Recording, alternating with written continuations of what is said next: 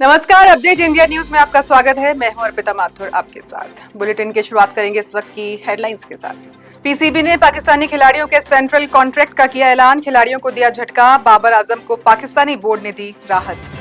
Ticket नहीं मिलने से नवाब मलिक नाराज, अजित पवार के घर पहुंचे चुनाव लड़ने पे अड़े।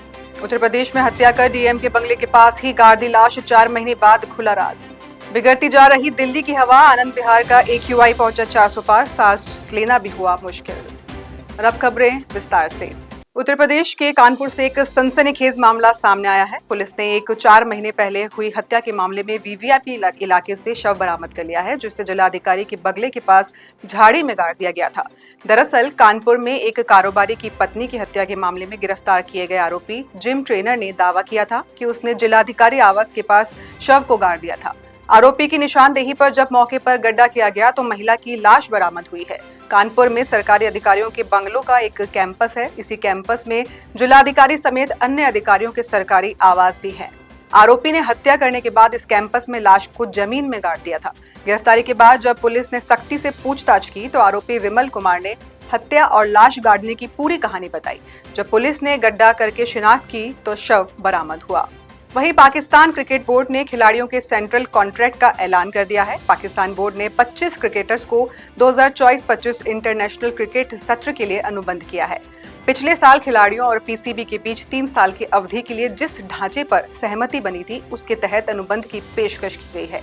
प्रतिभाशाली और उभरते क्रिकेटर्स को प्रोत्साहित करने और पुरस्कृत करने की पीसीबी की रणनीति के तहत पहली बार 5 खिलाड़ियों को केंद्रीय अनुबंध की पेशकश की गई है।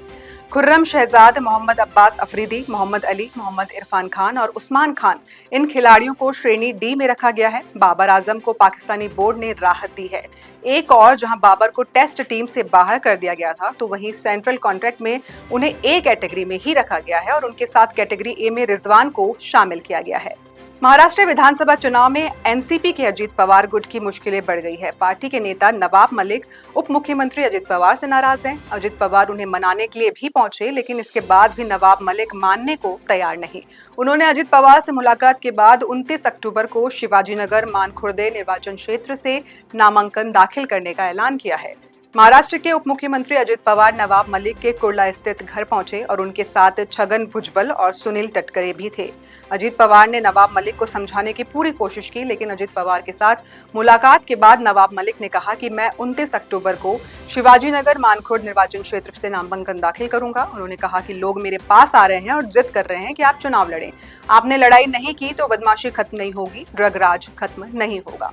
दिवाली का त्योहार आने को है, लेकिन इससे पहले ही दिल्ली की आबोहवा लगातार खराब हो रही है।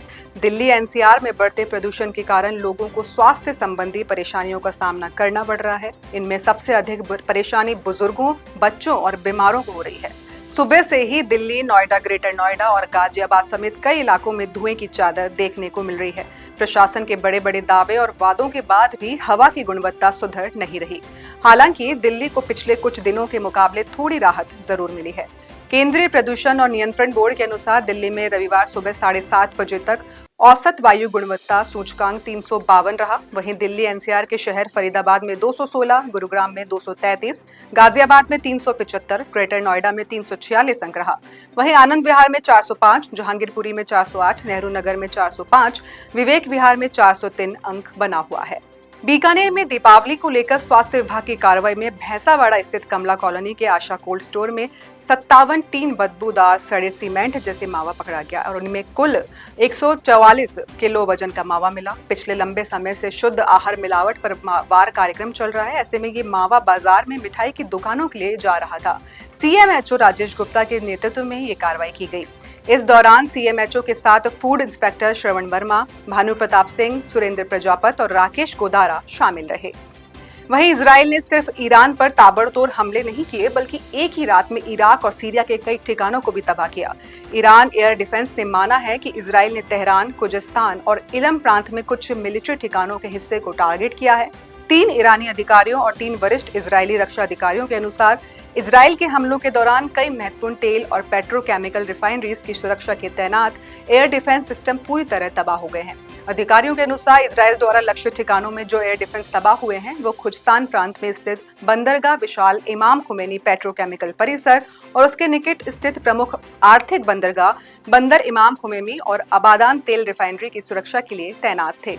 वहीं राजस्थान के सवाई माधोपुर में एक रेल हादसा हो गया जहां मालगाड़ी का एक डिब्बा पटरी से उतर गया। हादसे की सूचना मिलते ही रेलवे के अधिकारी मौके पर पहुंचे और हालात का जायजा लेकर उसे वापस पटरी पर चढ़ाने का काम शुरू करवाया। गनीमत रही कि हादसे में किसी तरह के जानमाल की कोई नुकसान नहीं हुई।